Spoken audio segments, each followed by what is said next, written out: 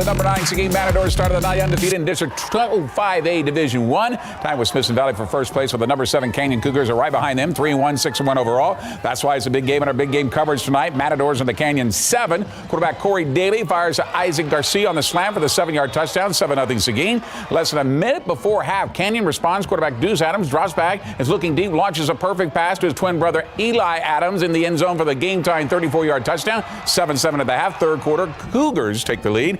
Adams pump fakes and finds Xavier Nolan wide open at the goal line for the 26-yard score, 14-7 Canyon. The final from Seguin. The Cougars win it 27-14. Our energy changed in the second half. We came out a little slow. We came out with no energy. We came out with a little energy, but we weren't executing. In the second half, we came out executing and we won. All right, the Burbank Bulldog, Harlandale Indians sharing some love. Second quarter, Harlandale up 7-0. But the Bulldogs answer back. Quarterback Kevin Hernandez keeps it on the option read. Scores on the 3-yard touchdown. The extra point is blocked. Harlandale still leads 7-6. Let's see who takes over second in District 14-5A. Division 2, Burbank takes it 32-22. Bulldogs take over that second place. Say hello to Highlands cheerleaders over SAISD Sports Complex. Owls taking on Lanier late third quarter. Highlands quarterback Willie Gaskin lobs a deep ball for DeAnthony Johnson. Makes a great leaping grab to set up the first and goals inside the 5. Later in the drive, Gaskin calls his own number, powers in for the 1-yard touchdown. Highlands leads 20-7. The final from the SAISD Sports Complex. Lanier comes back to take it 21-20. The Sam Houston Hurricanes and the Brackenridge Eagles on the outside of the playoff picture, trying to start the night and looking good to do something about it here. First quarter, Sam Houston on the Brack 13-yard line. Quarterback Albert Goodlow keeps it on the option read, sees a hole, races in the end zone, picking up a great downfield block. 7-0 Hurricanes. The Eagles respond. Xavier Camargo gets the handoff, got room to run, scores from 18 yards out untouched. Game tied at 7 to the big game coverage scoreboard to see the final on that one for you. And there it is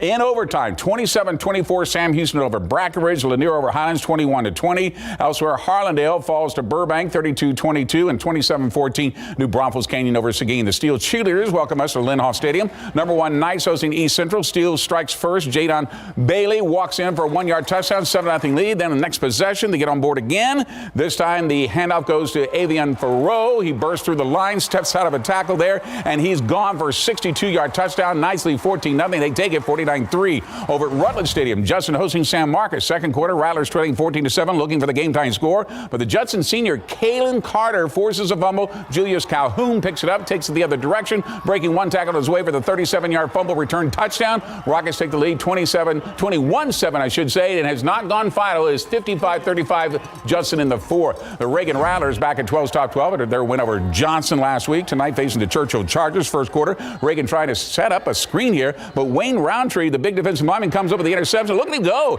He's going to get caught from behind at the 2-yard line, but not before he returns it 53 yards. The Chargers capitalize on that. Harold Relaford punches it in, 7-0 Churchill, but Reagan blasts back to win it 44-7. The Lee fans are fired up trying to cheer on their school to a win. Madison up 21-0 in the second. Looking for more. Quarterback Landon Gill takes a snap. He's rolling out to his right, fires downfield to wide open Tommy Brown, who makes a nice leaping grab on his way to the 35-yard touchdown. 28-0 Madison has had back to the big game coverage scoreboard to see if that's gone final, and it has. 56-7. Madison over Lee. Is Reagan over Churchill 44-7. Steele downing East Central 49-3. 55-35 win for Judson right now, but that is still in the fourth. Jay Mustangs mascot dancing on the sideline, looking for an upset against Harlan tonight. Second quarter, the Harlan Hawks are up 17-12, looking to extend that lead. Hawks running back Jacob Gonzalez takes a handoff, powers forward into that plow. Looks like he goes down, but he pops out of that plow and scores on the 9-yard touchdown to make it 24-12. Harlan wins it 47-27. The Roosevelt Rough Riders trying to become playoff eligible, but they had to get back to Clark tonight for a chance.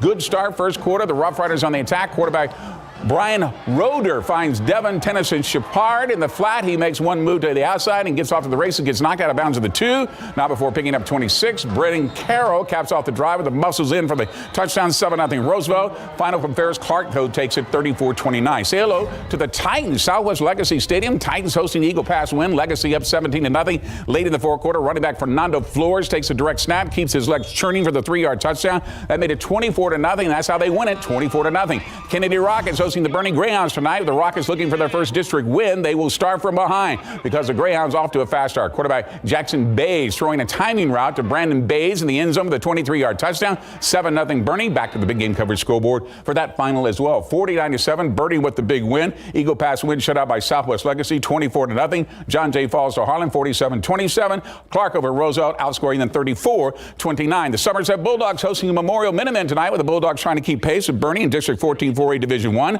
First quarter, the Bulldogs take the first bite.